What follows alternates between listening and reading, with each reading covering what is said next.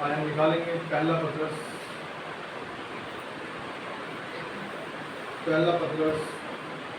का 5 अध्याय। पहला पत्रस उसका 5 अध्याय, उसका 6 से लेकर 11 तक बारी बारी करेंगे। पहला पत्रस उसका 5 अध्याय, उसका 6 से लेकर 11 तक बारी बारी।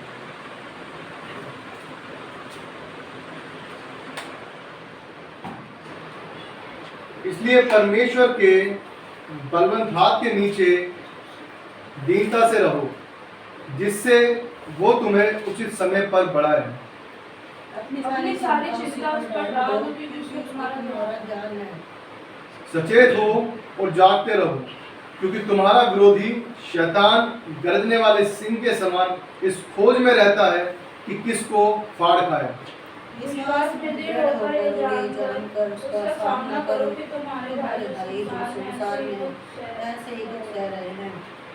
अब परमेश्वर जो सारे अनुग्रह का दाता है, जिसने तुम्हें मसीह में अपनी अनंत महिमा के लिए बुलाया, तुम्हारे थोड़ी देर तक दुख उठाने के बाद आप ही तुम्हें सिद्ध और स्थिर और बलवंत करेगा। उसका साम्राज्य युगानुयुग रहेगा। आइए प्रार्थना करें। हमारे सर्वशक्तिमान प्रभु, राजा के राजा, प्रभु के प्रभु धन्यवाद देते हैं प्रभु जी आपके पवित्र वचन के लिए जो पढ़ा गया प्रभु जी। तेरा वचन जो पढ़ा गया प्रभु जी हमारी आशीष का कारण हो, और हमारे द्वारा और लोग भी आशीष का कारण हो, उनके उद्धार का कारण बने प्रभु जी। हाँ प्रभु जी, हर एक वचन हमारे हृदयों की पट्टियों पर लिखा जाए प्रभु जी। हर एक वचन प्रभु जी हमारे मार्ग में अगुवाई करने के कारण हो प्रभु जी। हम लोगों को परमेश्वर सही राह दिखाने वाले बन जाए सहायता।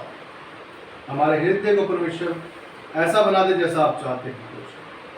दया कर, अनुग्रह कर कि इस पर अच्छी वस्तुएं उगने पाए, अच्छे फल उगने पाए प्रभु जी। सहायता, दया कर, अनुग्रह कर हर एक के साथ में आप, हर एक को सुनने वाले को परमेश्वर आप आशीष करें। और दास को बुद्धि ज्ञान से समझ में प्रभु जी कि बोल मेरे उन शब्द आपके हों प्रभु जी। सहायता, एक छोटी सी विनती प्रार्थना को प्रभु यीशु मसीह के नाम में मांगते हैं, दया से सुने और ग्रहण करें प्रभु जी। आमीन।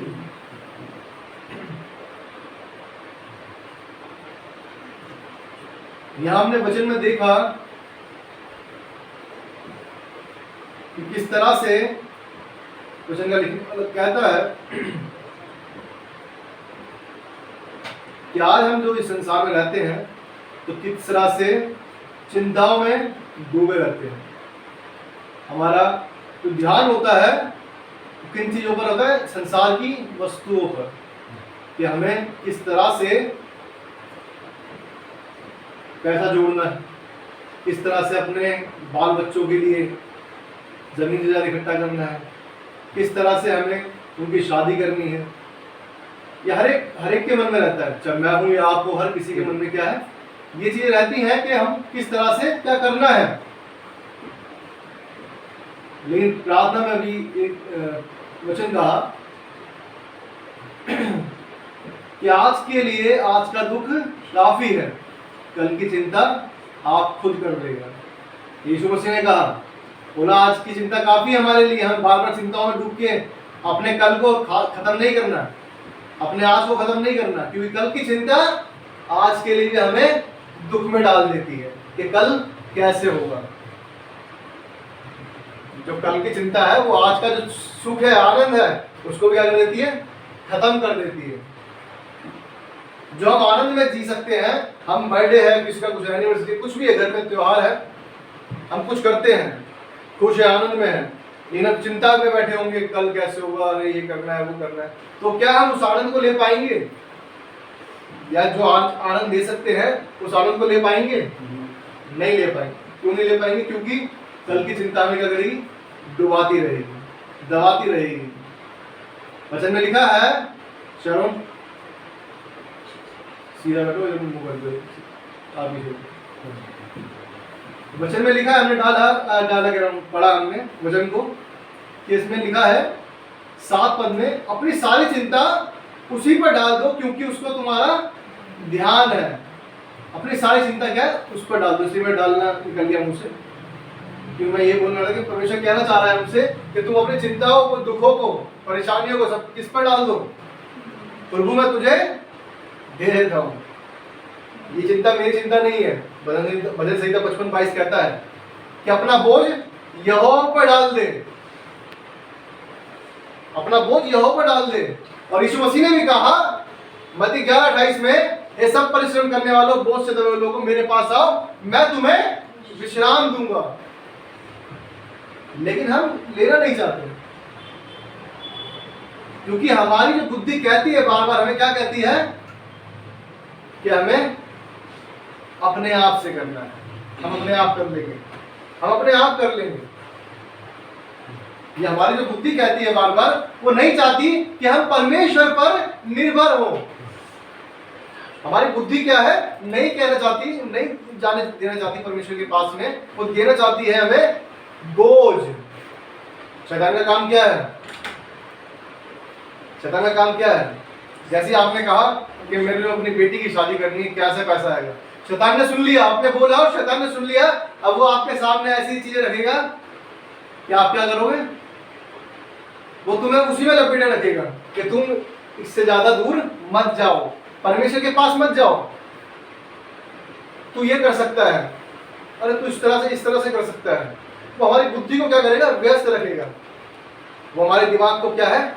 जाल में बांध देगा कि तुम इससे बाहर ना निकलने पाओ। वो चाहेगा कि आप इसी में लिपटे रहो, इससे ज्यादा दूर जाने की जरूरत नहीं आपको।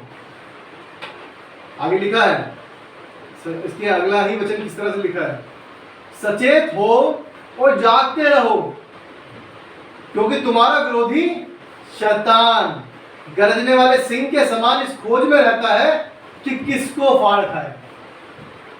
और बात बताया मैंने आपको, वो जाल फैलाता है, वो नहीं चाहता कि आप जाल से बाहर निकलो, आप जाल में फंसे रहो। और क्या करना चाहता है वो? गरजने वाले सिंह के समान है, जो क्या करना चाहता है? फाड़ खाना चाहता है। वो नहीं चाहता आपको कि वो आप में से कोई भी बचे, वो नहीं चाहता आप में से कोई परमेश्वर के साथ में बना रहे, वो नहीं चाहता कि आप परमेश्वर पर निर्भर हो, वो नहीं चाहता कि आप परमेश्वर के वचन को पढ़ें, वो नहीं चाहता कि आप दुआ में बैठे, वो नहीं चाहता कि आप, जैसा परमेश्वर ने, प्रभु यीशु मसीह ने हमें सिखाया कि हम एक दूसरे के दुखों को सह लें, हम एक दूसरे के दुखों में बने रहे, हम दूसरों में आपस में बने रहे, प्रेम में बने रहे, उनकी सहायता करें, ऐसा वो नहीं चाहता। शैतान कोई भी ऐसी चीज नहीं चाहता जो हमसे प्रभु यीशु मसीह हमसे चाहता है। क्यों नहीं चाहता? क्योंकि यदि हम ऐसा करेंगे तो हम किसके बच्चे कहलाएंगे? परमेश्वर के बच्चे। लेकिन वो चाहता है हम शैतान के बच्चे कहलाएं।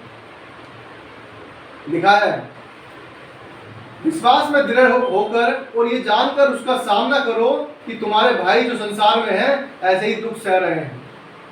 हमें देखना है, जो परमेश्वर के लिए जीते हैं, ये ना सोचे कि हमें गाड़ी बंगला मिल जाएगा, ये ना सोचे हम महलों में रहेंगे, ये ना सोचे नौकर चाकर हमारे आगे पीछे घूमेंगे। सब कुछ कर सकता है परमेश्वर, को बड़ी बात नहीं उसके लिए, लेकिन हम उस चीज के लिए ना जिए इस तरह से। क्योंकि यीशु मसीह खुद कहता है कि जो पक्षी हैं उनके पास घोंसले हैं, जो जानवर है उसके पास भट्ट है, उनके लिए सांपों के पास बिल है, सब अपनी अपनी जगह पर रह सकते हैं, लेकिन मेरे पास क्या है? सर ढकने तक के लिए भी जगह नहीं है। तो आप क्या कह रहे हो? आप क्या सोच रहे हैं कि मैं परमेश्वर के पास आ गया तो मेरे पास ये मिल जाएगा, मुझे ये क्यों है? आज हम देखते हैं बहुत से चर्चे ऐसे हैं, बहुत से परमेश्वर के झूठा प्रचार करते हैं लोगों का, परमेश्वर के वचन का। और आज लोग भी क्या है,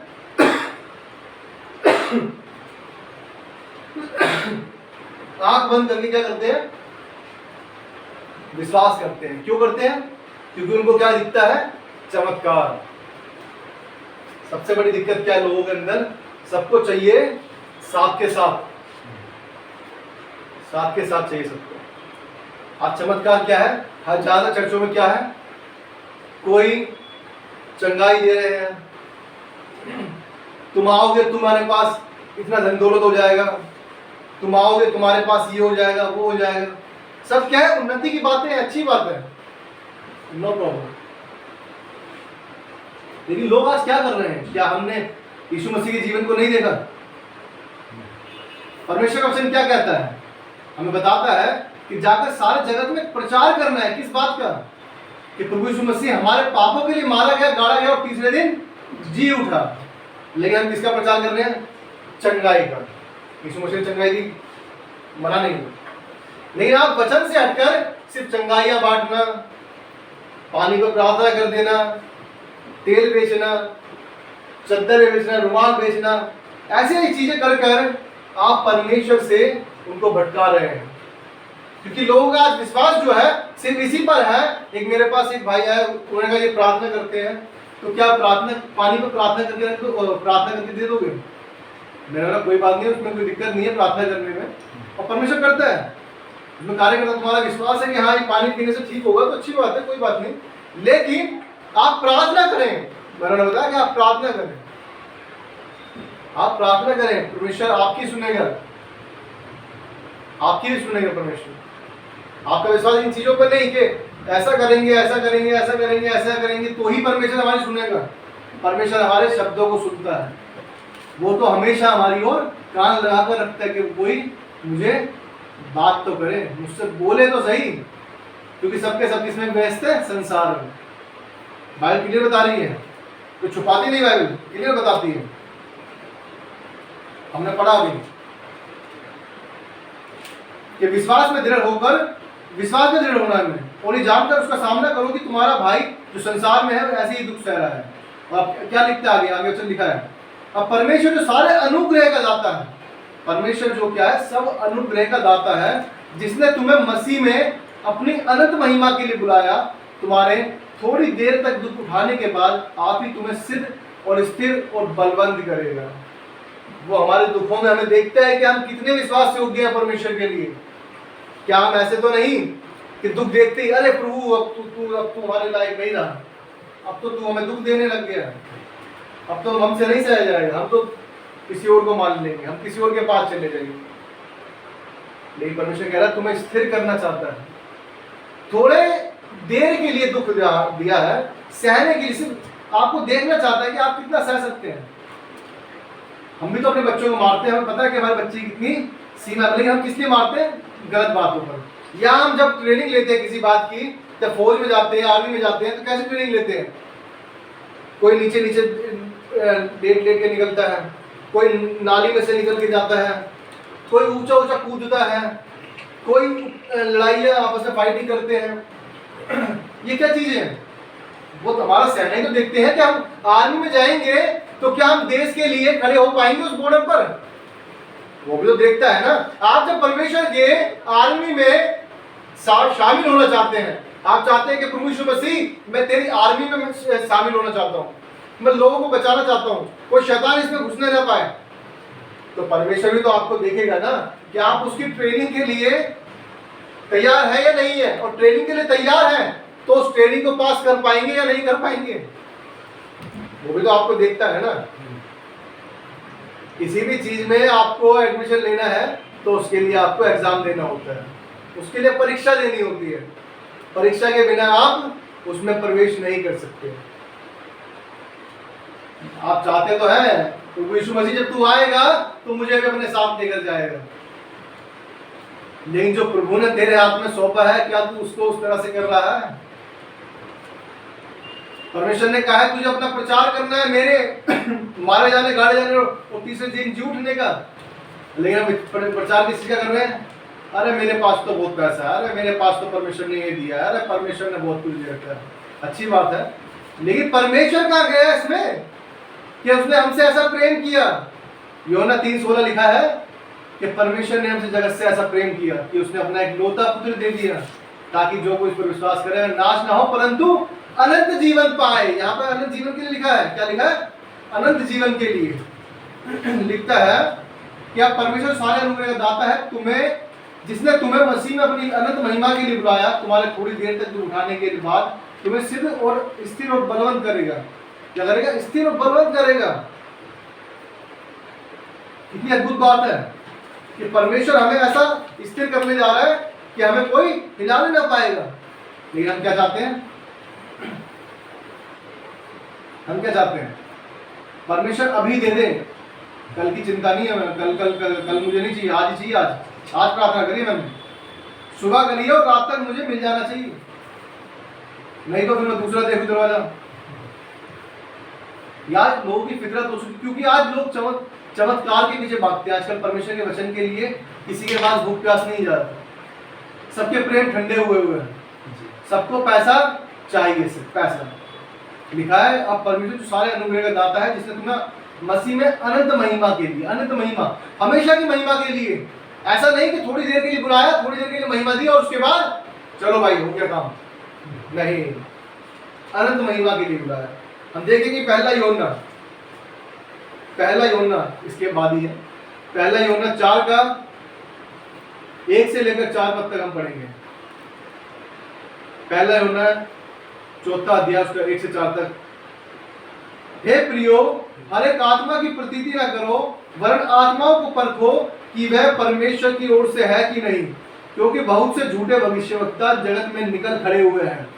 परमेश्वर का आत्मा तुम इस रीति से पहचान सकते हो, जो आत्मा मान लेती है कि यीशु मसीह शरीर में होकर आया है, वो परमेश्वर की ओर से है, और जो आत्मा यीशु को नहीं मानती, वो परमेश्वर की ओर से नहीं। और वही तो मसीह के विरोधी की आत्मा है, जिसकी चर्चा तुम सुन चुके हो कि वो आने वाला है और अब भी जगत में है। हे बालकों, तुम परमेश्वर के हो और तुमने उन पर जय पाई है, क्योंकि जो तुम में है वो उससे जो संसार में है बड़ा है। आपके जो हृदय में है, प्रभु यीशु मसीह क्या कहता है, पहला कुरिन्थियों 3:17 क्या कहता है, हम परमेश्वर का मंदिर है। यदि हम परमेश्वर का मंदिर है, हमारे अंदर परमेश्वर रहता है, तो इसका मतलब है ये है कि संसार में चाहे कोई भी कितना बड़ा क्यों ना हो, परमेश्वर से बड़ा कोई नहीं। आप सबसे बड़े हैं, आप सब पर जय पाए हुए हैं। आपके सामने शैतान कुछ भी नहीं कर सकता। शैतान आपके पैरों के नीचे है। रोमियो 16:22 में लिखा है, क्या लिखा है, शैतान जो है हमारे पैरों के नीचे है। शांति का राजा, शांति का राजकुमार शैतान को हमारे पैरों के नीचे कर दिया है, पैरों के नीचे कुचलने के लिए। हमने उत्पत्ति में देखते हैं शैतान को क्या कर दिया है, पैरों से, एड़ी से रगड़ने वाला बताया हमें कि हम शैतान को इस तरह से, शैतान को जो सांप है उसको क्या है, पैरों से रगड़ दे। परमेश्वर ने हमें अधिकार दिया है, लेकिन यहाँ पर क्या लिखता है, शैतान जो है गड़े सिंह के समान हमें फाड़ खाने के लिए तैयार है। लेकिन जब परमेश्वर हमारे साथ में है तो सिंह जो फाड़ने के लिए तैयार है हमें, वो कुछ भी नहीं कर पाएगा, यदि परमेश्वर हमारे साथ में। आप सोच सकते हैं, यहाँ पर यहूदा का सिंह कहते हैं, तो यीशु मसीह जब आएगा, अब क्या यहूदा के सिंह की तरह आएगा। अब सोचिए, यहाँ पर शेर खड़ा है और यहाँ पर कितने ही कुत्ते क्यों ना खड़े हों, क्या सिंह का सामना कर सकते हैं? शैतान भी सिर्फ वही है। शैतान भी क्या है, वही है, गड़ने वाले सिंह के समान लिखा है, सिंह नहीं है। क्या लिखा है, आगे लिखा है, वचन को देखेंगे। विरोधी शैतान गर्दने वाले सिंह के समान है। उसने लिखा है समान है, उसके जैसा आपको प्रतीत कराएगा, आपको दिखाएगा कि मैं शेर हूं। लेकिन शेर तो सिर्फ एक ही है, जो कौन है, सिंह कौन है, प्रभु यीशु मसीह। तो यहूदा का सिंह है। शेर के आगे जो बन के दिखाते हैं, आप छोटी सी बात है एग्जाम्पल के लिए, हमें शेर की खाल पहना के शेर बना दिया जाए, हमें शेर की लुक दे दी जाए पूरी, हम शेर की तरह चल रहे हैं। असली जब शेर आएगा तो शेर का क्या होगा, जो नकली बना हुआ है। तो शेर को देखते ही वो जो अंदर होगा वो सोचेगा अब मैं क्या करूं, अब मैं क्या करूं कि ये यहां से निकल जाए, क्योंकि उसे पता है कि ये तो सच में शेर है और मैं सिर्फ एक खाल पहना हुआ शेर का रूप लेके बैठा हूं। इसलिए लिखा है वचन में, वो गरजने वाले सिंह के समान है, शेर नहीं है। तो सिंह नहीं है, वो सिर्फ आपको दिखाते हैं। ऐसे बहुत से लोग हैं, जो बहुत सी ऐसे मिनिस्ट्रीज आ चुकी है, लोग जो क्या है अपने आप को कहते हैं कि मैं यीशु मसीह हूँ। यीशु मसीह का दूसरा आगमन हो चुका है, यीशु मसीह नहीं है। सबके दिन को मानो, उसको मानो। ये क्या है? लोगों को भटकाने के लिए आ गए। लेकिन वचन बताता है, हमने पढ़ा अभी यूहन्ना पहले यूहन्ना 4:4 में, कि हमें हर एक आत्मा को प्रतीति नहीं करना, हर एक को नहीं मानना कि जो भी आए हमने देख लिया, अच्छा यीशु मसीह के बारे में कह रहा नहीं है, फिर भी इसका मतलब हाँ सच कुछ कह रहा है। बहुत से लोग ऐसे हैं जो परमेश्वर को जानने के बाद भी क्या है, भटक गए हैं, क्योंकि वो अपने आप से सब निर्णय लेते हैं, परमेश्वर से नहीं पूछते, परमेश्वर के वचनों से नहीं पूछते। वो क्या सोचते हैं, हम जो कर रहे हैं वो ठीक कर रहे हैं, क्योंकि वो बुद्धि की सुनते हैं, वो परमेश्वर की आवाज को नहीं सुनते। परमेश्वर हमारे हृदय में रहता है, हम उस दिल की आवाज को सुनना छोड़ देते हैं, इसलिए हम क्या है, खतरे में पड़ते हैं। लिखा है, क्योंकि बहुत से झूठे भविष्यवक्ता जगत में निकल खड़े हुए हैं, खड़े हो गए हैं सब। आज हमें देखना है कि हम परमेश्वर की ओर चल रहे हैं या शैतान की ओर, हम स्वर्ग की ओर चल रहे हैं या नरक की ओर, हमें देखना है। आज सब कुछ हमारे सामने है। लिखा है 5वें वचन में, लिखा है 4:5 में, वे संसार के हैं, इस कारण वे संसार की बातें बोलते हैं और संसार उनकी सुनता है। जो संसार के लोग हैं वो संसार की बातें सुनते हैं, उन्हें अच्छा लगता है। अच्छा जी, हमारा आज मैंने बहुत से वीडियो देख रहा था, किसी वो कह रहे हैं कि भविष्यवाणी करना एक तरह से प्रॉफिट है, भविष्यवक्ता। क्या कहते हैं, आपके पर्स में वो 50 का नोट है तो उसका 100 का बना देते हैं, 200 का बना देते हैं। अब ये बताइए, छोटी सी बात, यीशु मसीह जब आया जगत में, यीशु मसीह के चेले थे, कितने लोगों के पैसे उन्होंने डबल कर दिए। क्या जादू दिखाने आया था क्या प्रभु यीशु मसीह? यीशु मसीह जादू दिखाने आया था क्या? वो बैठे हुए लोग हैं, नोट 50 के 200 बना रहे हैं, और लोग जो बैठे हैं वो भी कह रहे हैं, हाँ पास्टर जी इसमें ऐसा था, मैं तो 50 ही लेके आया था, ये 200 हो गए। अब मुझे समझ में नहीं आता कि इससे किसकी उन्नति हो रही है। किसी की आत्मिक उन्नति हो रही है क्या? कोई अपने आप को जांच पा रहा है कि मैं पापी हूं?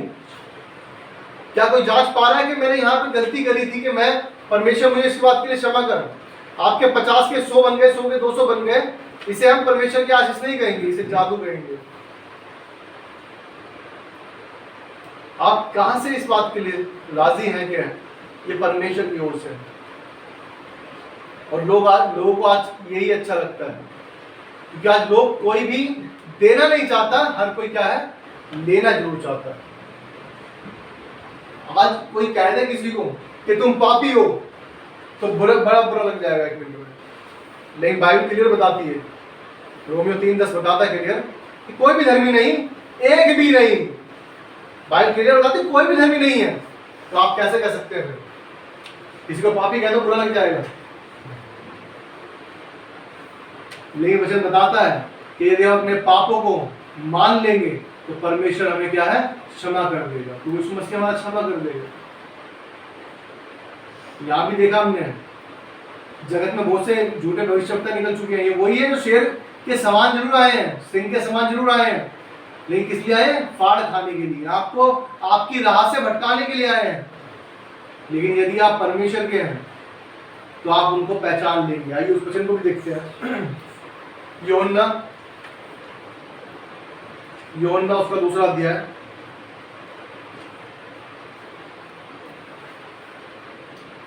यूहन्ना दूसरा अध्याय उसका 24 और 25 पर।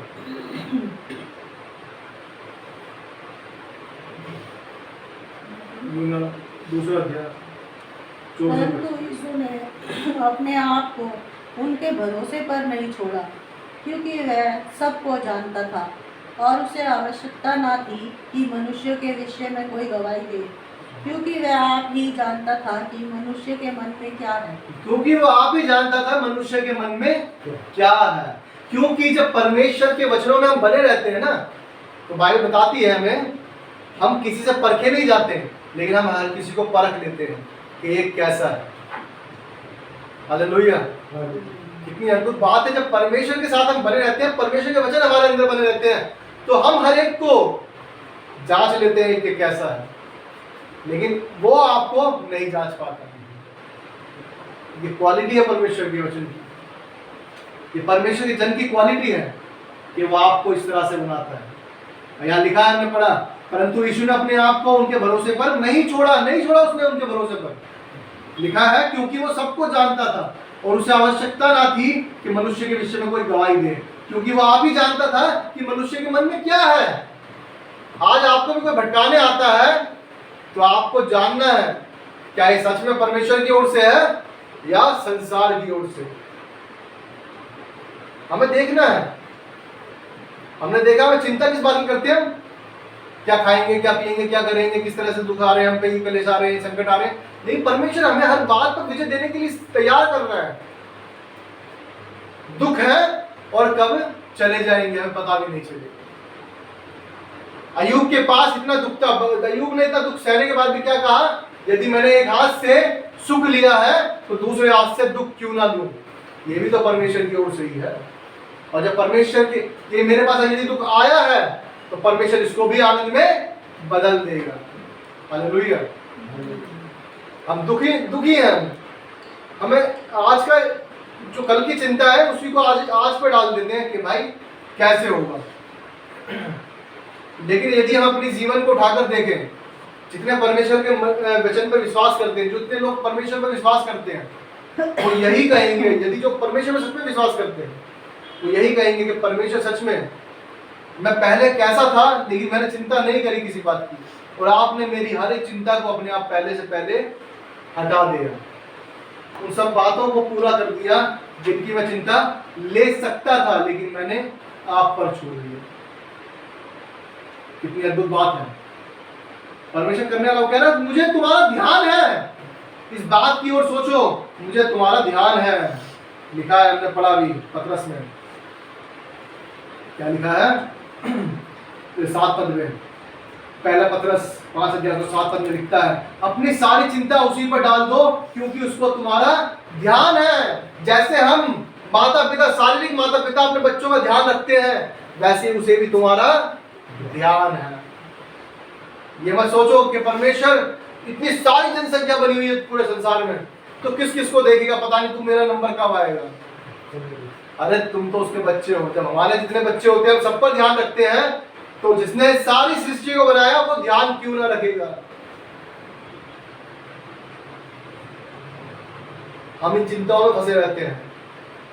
हम जल्दी से लालची हो जाते हैं कि हाँ, यहाँ पर इस चर्च में बड़ा अच्छा मिल रहा है सब कुछ, इस चर्च के अंदर क्या है, चमत्कार होते हैं, बीमारियां ठीक हो जाती हैं, हमारे पास 1 के 2 बंगले हो जाते हैं, और जब हमारी कार है 4 कार की 8 कार हो जाएंगी, हमारे पास 4 नौकर है 5 नौकर हो जाएंगे, 10 हो जाएंगे। ये क्या है, लोगों की जो सोच है क्या है, लोगों को फंसा देती है। भाई बताती है, क्लियर बता रही है, मैं नहीं बता रहा अपनी ओर से, लेकिन वचन बता रहा है कि हमें परखना है सामने वाले को कि ये हमें मार्ग परमेश्वर का दिखा रहा है या इस संसार का दिखा रहा है। कार कहाँ की है, संसार की। घर बंगला कहाँ का है, संसार का। क्या हम इसे लेके जा सकते हैं? कितने लोग कह सकते हैं कि ये हमारे साथ जा सकते हैं कि जब मैं मरूंगा या मरूंगी तो मैं क्या करूंगा, सारे घर को लपेट के उठाकर कंधे पर ले जाएंगे। ऐसा ले जा सकता है कोई? जितना सोना जेवरात है सब ले जाएंगे, ऐसा कोई कह सकता है? नहीं कह सकता। लेकिन फिर भी चिंता किसकी है, कल की। और यीशु मसीह का कह रहा है, मुझे ध्यान है तुम्हारा। परमेश्वर क्या कह रहा है, मुझे ध्यान है तुम्हारा। तुम क्यों चिंता लेते हो बिन बात की, क्यों परेशान होते हो? यदि आज दुख है तो कल नहीं रहेगा। लेकिन हम क्या करते हैं, चिंता करते हैं। यीशु मसीह का वचन में पढ़ा यूहन्ना 2 के अंदर कि उससे हमारा ध्यान है। हमें हर एक पर विश्वास नहीं करना, हमें परखने वाला होना है, हर एक को जांचने वाला होना है। यदि हम ऐसे नहीं होंगे तो इसका मतलब ये समझ लीजिएगा कि हम भटक सकते हैं। हमारे एक की बात की प्रतीति ना करें। किसी ने ये कहा, जैसे वचन बताता भी है कि अंतिम समय में ऐसा होगा, कोई कहेगा प्रभु यहाँ है, कोई कहेगा प्रभु यहाँ है, और सब क्या करेंगे, वो कहता है उनकी प्रतीति ना करना कि तुम बोलो अच्छा प्रभु वहां पर, जल्दी चल, प्रभु यहाँ पर है, जल्दी चल। क्योंकि बाइबल क्लियर बता रही है कि जिस समय वो आएगा हम जानते भी ना होंगे वो कब आ जाएगा। तो इसलिए कोई कहे कि प्रभु यहाँ है, तो इसका मतलब वो क्या है, आपको झूठ बोल रहा है। क्योंकि उसके दिन को आना, खुद यीशु मसीह कहता है इस बात को कि ये तो मैं भी नहीं जानता, सिर्फ कौन जानता है, पिता जानता है इस बात को। और जब पिता जानता है तो दुनिया के लोग यदि कहें कि प्रभु यहाँ है, प्रभु यहाँ है, तो इसका मतलब वो क्या है, आपको धोखा दे रहे हैं, झूठ बोल रहे हैं, वो झूठे लोग हैं। हमें जांचना है, हमें अपने दुखों के अंदर ये नहीं करना कि किसी के साथ भी बातों में आ जाना है। इसलिए वचन बताता है कि उसे हमारा ध्यान है, इस बात पर गौर करें, हमें उसको ध्यान है हमारा। ये चिंता ना करें कल क्या खाएंगे क्या पिएंगे, परमेश्वर करेगा। आइए वचन में देखेंगे, नीति वचन, हम बहुत बार पढ़ते हैं वचन को। नीति वचन 3 अध्याय, नीति वचन 3 अध्याय,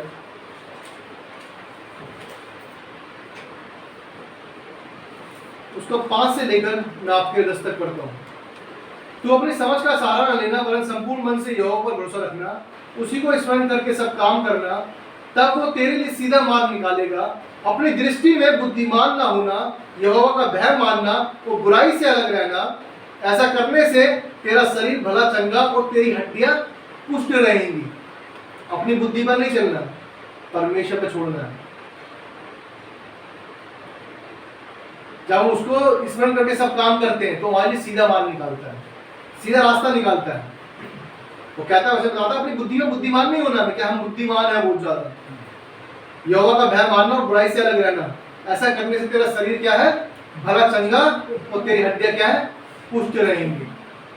हड्डियां पुष्ट रहेंगी, शरीर भला चंगा रहेगा। कैसे? जब हम परमेश्वर को छोड़ देंगे, जब सब कुछ परमेश्वर पे छोड़ देंगे। लिखा है, अपनी संपत्ति के द्वारा और अपनी भूमि की सारी पहली उपज दे देकर यहोवा की प्रतिष्ठा करना। इस प्रकार तेरे खत्ते भरे पूरे रहेंगे और तेरे रसकुंडों से नया दाख मधु उमड़ता रहेगा। क्या लिखा है? दाख मधु उमड़ता रहेगा। दाख मधु कब उमड़ेगा? जब परमेश्वर के प्रति पहला प्रेम रखेंगे। हर एक बात में क्या है, पहला प्रेम रखेंगे। हमारे लिए परमेश्वर जब पहले होगा, जब हमारे लिए दूसरी चीजें पहले होंगी, तो समझिएगा वही चीज आपके लिए पहले रहेगी।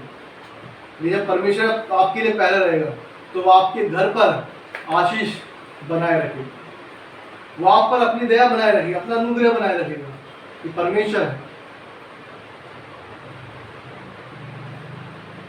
आज लोग क्या है, जाते हैं चर्चों में, बताते हैं जिस तरह मैं बता रहा हूँ, मैं सच में देखकर मुझे समझ में नहीं आता लोग कैसे। एक पास्टर शायद साउथ अफ्रीका का शायद, वो किस तरह से आशीष दे रहे हैं लोगों को, मुंह में पानी भर के मुंह में गुल्ला करता है। ये क्या है? अभिषेक कर रहा है लोगों को। अब बताओ, मतलब कितनी अंधी दुनिया हो चुकी है। तुम्हें ये नहीं दिख रहा बाइबल में लिखा है कहीं पे ऐसा? मुंह में गुल्ला करके गुल्ला कर रहे हो मुंह पे, और लोग भी करवा रहे हैं। ये क्या है? अंधी हो गए हैं, क्योंकि आपने वचन को पढ़ना छोड़ दिया है, आपने वचन में जीना छोड़ दिया है, आपने परमेश्वर में जीना छोड़ दिया है, आपने परमेश्वर के चरणों में बैठना छोड़ दिया है। जब आप ऐसा करते हैं तो आप परमेश्वर को पा नहीं सकते, क्योंकि आप भी जिस गड्ढे में वो खुद जा रहे हैं, आपके जो चलाने वाले हैं आपको, आप भी उनके पीछे ही लाइन में हैं, क्योंकि आप उनकी बातों पर क्या है, प्रतीति कर रहे हो। हमने पढ़ा यूहन्ना में भी 2 अध्याय में कि यीशु मसीह सबको जानता था, उसने किसी के हाथ में नहीं छोड़ा, अपने आप को नहीं छोड़ा, क्योंकि वो जानता था कि सबके मनों में क्या चल रहा है, सबके मनों में क्या चल रहा है, वो पहले ही जानता था। लेकिन आज लोग क्या है, अपनी बुद्धि से जीना चाहते हैं, अपने आप चाहते हैं कि हम ऐसा कर देंगे, हम ऐसा कर देंगे। लेकिन क्या परमेश्वर हमसे ऐसा चाहता है कि हम ऐसा करें? आइए हम और एक वचन और देखेंगे, सपोपदेशक, उसका 8 अध्याय, सपोपदेशक 8 अध्याय और उसका 5 और 6 पद। जो आज्ञा को मानता है वह जोखिम से बचेगा, और बुद्धिमान का मन समय और न्याय का भेद जानता है, क्योंकि हर एक विषय का समय और नियम होता है। यद्यपि मनुष्य का दुख उसके लिए बहुत भारी होता है। दुख तो भारी लगता है इंसान को, लगता होगा, बात अलग है ना। दुख होता है तो क्या लगता है, अरे प्रभु दुख तो मुझे हो रहा है, तो ऊपर बैठा हुआ है, दुख तो मुझे हो रहा है, अरे बर्दाश्त से बाहर है मेरे। वचन बता रहा है क्योंकि हर एक विषय का समय और नियम होता है, यद्यपि मनुष्य का दुख उनके लिए बहुत भारी होता है। हर एक बात का समय है और नियम है। ये तो हम भी जानते हैं, यदि गाड़ी चलानी है हमें तो सिर्फ चाबी लगाने से कुछ नहीं होगा, जो पीछे टैंक दिया हुआ है उसके अंदर पेट्रोल भी डलवाना पड़ेगा। नहीं तो चाबी घुमाते रहो, करते रहो तो कुछ नहीं चलेगा। पेट्रोल डलवाना जरूरी है। हर एक बात का समय है और एक क्या है, नियम है। गाड़ी जब ही स्टार्ट होगी जब पेट्रोल डलेगा, और पेट्रोल डलने के बाद बहुत सी चीजें हैं जो उसमें वायरिंग है, वायरिंग प्रॉपर होनी चाहिए, जब भी वो क्या है करंट डलेगा। अदरवाइज वो क्या है, आपकी जो वायरिंग ठीक नहीं होगी तो वो करंट भी नहीं देगा। समय और नियम है, जब तक ये चीज ऐसे नहीं होगी तब तक ये चालू नहीं होगी। नियम है ये। आपके पास यदि दुख आया है तो सुख भी आएगा। आप सोचे से पूरी जिंदगी मुझे परमेश्वर सुख में ही जीनी है, सुख में जीनी है, सुख में जीनी है, सुख में जीनी है, दुख तो मेरे पास बिल्कुल भी ना आया। प्रभु क्या प्रभु यीशु मसीह ने दुख नहीं सहा? क्या उसने नहीं सहा? तुम्हारी वजह से जो तुम्हें सहना था वो गाली उसने सुनी, थप्पड़ हमें खाने, थप्पड़ उसने खाए, थुकवाना हमें अपने ऊपर था, थुकवाया उसने अपने ऊपर। कोड़ों की मार हमें सहनी थी, उसने सही। कांटों का ताज हमें पहनना था, उसने पहना। क्रूस पर हमें चढ़ाया जाना था, क्रूस पर वो चढ़ाया। शापित हम थे, शापित वो बन गया हमारे। सब कुछ सह लिया क्योंकि उसे पता था कि मेरे पिता ने इसलिए मुझे भेजा। हर एक बात का विषय है, समय है और नियम है। समय पर होगा, ठीक समय पर होगा, जो उसने समय ठहराया है उस समय पर वो होगा। आप ये ना सोचिए कि परमेश्वर हमें देखता नहीं। आप ये ना सोचिए हम दुख में हैं और परमेश्वर हमारी तरफ दृष्टि कर ही नहीं रहा। वो सब कुछ जानता है, वो हर एक बात जानता है। बाइबल बताती है वो अंधा नहीं है, वो बहरा नहीं है, वो मूर्ति नहीं है, वो जीवित परमेश्वर है। वो सुनता भी है, देखता भी है, सुनता भी है, हर चीज वो करता है। वो जीवित है, तो जीवित ही उसकी क्या है, आराधना करते हैं। हालेलुया। कितनी अद्भुत बात है कि परमेश्वर हमें कह रहा है कि तुम्हें चिंता करने की जरूरत नहीं है, उसको तुम्हारा ध्यान है, उसको तुम्हारा ध्यान है। लेकिन हमें किसका ध्यान है? नोटों का, संसार का, संसार की चमक का। हमें क्या लगता है बहुत बार, बहुत से जब जो जवान लोग हैं क्या लगता है उनको, मैं दोस्तों के साथ घूमने जाऊंगा, पार्टी करने जाऊंगा। बहुत से लोग क्या है जो कॉलेज में लाइफ में होते हैं, अरे कोई नहीं बियर पी लेते हैं यार, बियर पीने से कुछ नहीं होता। बियर पीते पीते शराब पीने लग जाते हैं, सिगरेट पीने लग जाते हैं, बीड़ी पीने लग जाते हैं। क्या है, इसी चीजों में क्या है अपना जीवन वो दे देते हैं। अपने माँ बाप की दौलत को क्या है, इन चीजों में बर्बाद करते हैं। लेकिन यदि कोई भिखारी बैठा होगा और वो उससे मांग रहा होगा सच में कि मुझे दे दे, वो नहीं देंगे। वो क्या कहेंगे, इसमें तो एक बोतल आ जाएगी, इसमें तो एक बोतल आ जाएगी। जिसको मैं जानता भी नहीं था, एक बंदा बैठा था पीने वाला था, मैंने देखा था तो पीता रहता है वो, यूँ करता है और नमस्ते, और उसके बाद क्या करता है, 20 रुपये है भैया। क्योंकि पीने वालों के पास कोई शर्म नहीं है उनके पास, क्योंकि उनको क्या अपने नशे की पड़ी रहती है। बस पीना है हमें, हमें क्या है, सिर्फ पीना है।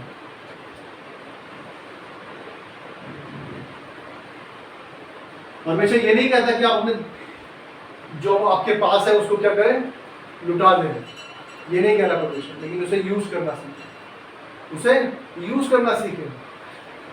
क्योंकि परमेश्वर कह रहा है मुझे ध्यान है तुम्हारा, तुम ये चिंता मत करो कि तुम्हारे बच्चे कैसे पढ़े लिखेंगे, तुम्हारे बच्चे कैसे हायर स्टडी के लिए जाएंगे, तुम्हारे बच्चे किस तरह से शादियां होंगी, किस तरह से वो अच्छे घर में जाएंगे नहीं जाएंगे, कैसे जाएंगे, परमेश्वर सब जानता है। वो कह रहा है मुझे ध्यान है तुम्हारा, क्यों चिंता कर रहे हो तुम।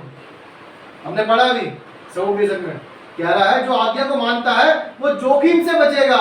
यदि हम परमेश्वर की ओर देखते हैं, यहोशू में लिखा है इधर उधर मत ताक, मेरी ओर देख, मेरी ओर देख, मेरी चितौनियों की ओर ध्यान दे, जो मैंने तुझे आज्ञा दी है उनसे ना तो इधर फिर ना इधर फिर, सिर्फ मेरी ओर देख, मेरी ओर चल, मेरी तरह चल, जैसा मैं कहता हूं वैसा कर। जब तू जो करेगा तेरा काम क्या होगा, सफल होगा, सफल होंगे काम। सफल हम चाहते हैं, सफलता तो मिल जाए, लेकिन हम परमेश्वर की तरह से करना नहीं चाहते। परमेश्वर चाहता है, कहता जो आज्ञा को मानता है वो जोखिम से बचेगा। वो बुद्धिमान का मन समय और नियम का भेद जानता है। जो बुद्धिमान होता है, जो परमेश्वर में विश्वास रखता है, वो क्या जानता है, क्या जानता है, क्या वो चिंता में डालता है, वो जो जानता है, वो बुद्धिमान वही इंसान है जो क्या करता है, परमेश्वर पे सब कुछ डाल देता है। लिखा है कि वो न्याय का भेद जानता है। किसका भेद जानता है, समय और न्याय का भेद जानता है। वो जानता है कि समय है हर एक बात का। जो बुद्धिमान होता है ना, जो परमेश्वर में छोड़ देता है, वो जानता है कि हर एक बात का क्या है, समय है और न्याय का भी समय है। वो सब जानता है कि हाँ मेरा परमेश्वर है, जैसे लिखा है समय और न्याय, उसे जानता है कि समय पर होगा। और जो मैंने गलत नहीं किया यदि किसी के साथ, तो परमेश्वर मेरे साथ भी कुछ गलत नहीं होने देगा। ये न्याय है उसका, ये न्याय है उसका। आइए वचन, लास्ट वचन पढ़ के हम आराधना में जाएंगे। पहला पतरस उसका 5 अध्याय और उसका 7 पद पढ़कर हम आराधना में जाएंगे। पहला पतरस 5 अध्याय 7 वचन हम सब मिलकर पढ़ेंगे। अपनी सारी चिंता उसी पर डाल दो, क्योंकि उसको तुम्हारा ध्यान है। आज हमें देखना है कि हमारा ध्यान परमेश्वर को है या नहीं। यदि हम परमेश्वर पे सब कुछ डाल देंगे तो हम देखेंगे कि परमेश्वर हमारे लिए कितने बड़े बड़े काम करने वाला परमेश्वर। वो हमें हर एक दुख से निकालने वाला परमेश्वर। परमेश्वर का जो देने का तरीका है, संसारिक चीजें नहीं देता वो हमें, वो भी देता है, लेकिन इस तरह से मैं सोच रहा कि हमें राजा महाराजा बना दे। लेकिन परमेश्वर हमें हर एक चीज क्या है, समय पर देता है। वो हमें भूखा नहीं मरने देगा। जवान सिंहों को तो घटी होती है, लेकिन वरन परमेश्वर के खोजे को किसी भली वस्तु की घटी नहीं होगी। ये जान लीजिए इस चीज। उसे हमारा ध्यान है, वो हर एक चीज हमारे समय पर कर देगा। परमेश्वर का वचन पढ़े जाने, सुने जाने में बहुत आशीष हो। आमीन। आइए आराधना में जाएंगे।